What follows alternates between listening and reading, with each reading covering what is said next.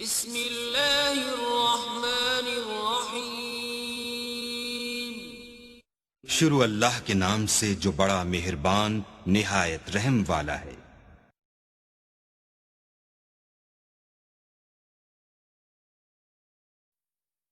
لوگ کہتے ہیں کہ الو آ گیا، اور جہاں الو ہوتا ہے وہاں اجاڑ ہوتا ہے۔ یہ بربادی کی علامت ہے۔ الو استعارہ بنا لیا بربادی کا، اور یہ ہمارا خود ساختہ ایک تصور ہے کہ جس جگہ پہ الو بولیں، الو بیٹھیں، تو وہاں بربادی آ جاتی ہے۔ عجیب فلسفہ گھڑ لیا، الو کے بولنے سے بربادی کیسے آئے گی؟ اور اندر کا نفس الو بن گیا تو پھر بربادی آئے گی۔ اس کو دیکھو کہ وہ خراب تو نہیں ہو گیا۔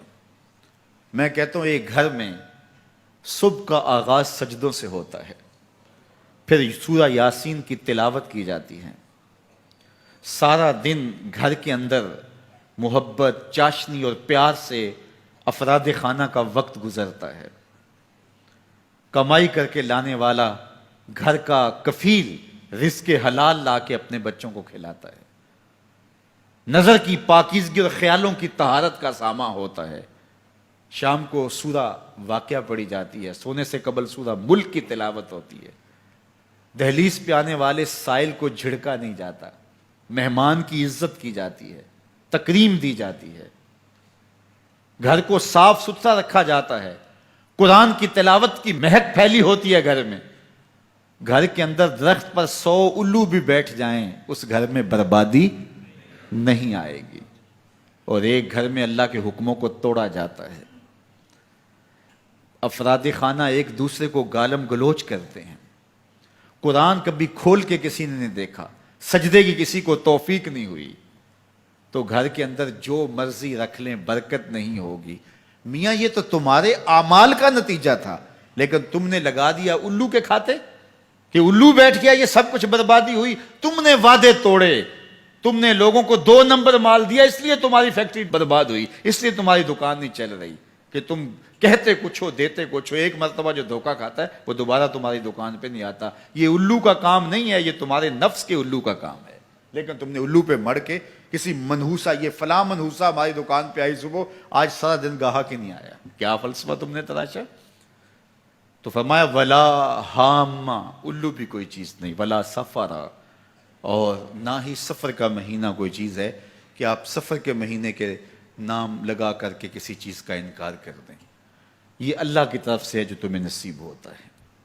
وَإِن يَمْسَسْكَ اللَّهُ بِضُرٍّ فَلَا كَاشِفَ لَهُ إِلَّا هُوَ، اللہ تعالیٰ تمہیں کوئی نقصان پہنچانا چاہے تو کوئی اس نقصان کو دور نہیں کر سکتا سوائے اللہ کے، اور اگر اللہ تمہیں کوئی بھلائی دینا چاہے، تمہیں بہتری عطا کرنا چاہے، فَلَا رَادَّ لِفَضْلِهِ، اللہ کے فضل کو کوئی واپس بھی نہیں کر سکتا، لٹا بھی نہیں سکتا، اللہ کے فضل کو کوئی ٹال بھی نہیں سکتا۔ سارا زمانہ لگ جائے کسی شخص کو نقصان پہنچانے کے لیے، لیکن اللہ کی نصرت اسے نصیب ہو، کوئی بال بھی بیکا نہیں کر سکتا۔ سارا زمانہ کسی کو فائدہ دینے میں لگا رہے، لیکن اللہ نہ چاہے تو ایک ذرے کا فائدہ بھی نہیں پہنچا سکتے۔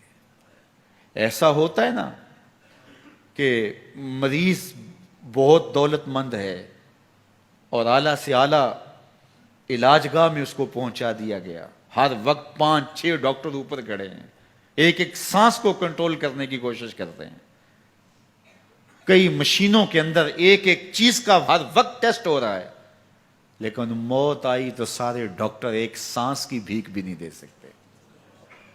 اور دوسرا بیمار پڑا ہے، ہاسپٹل والوں نے بھی جواب دے دیا، اس غریب کو کسی پرواہ نہیں کی ہے، اس کو باہر جھاڑے میں پھینک دیا، میرا مالک شفا دینا چاہے تو اسے عطا کر دے۔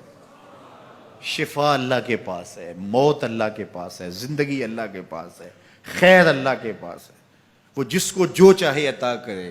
اپنے عقیدوں کو مضبوط کرو، اللہ پر توکل کرو، اللہ پر بھروسہ کرو، وہ چاہے تو ہوتا ہے، وہ نہ چاہے تو کچھ نہیں ہوتا، اس کے چاہنے سے ہے اور اس کے نہ چاہنے سے نہیں۔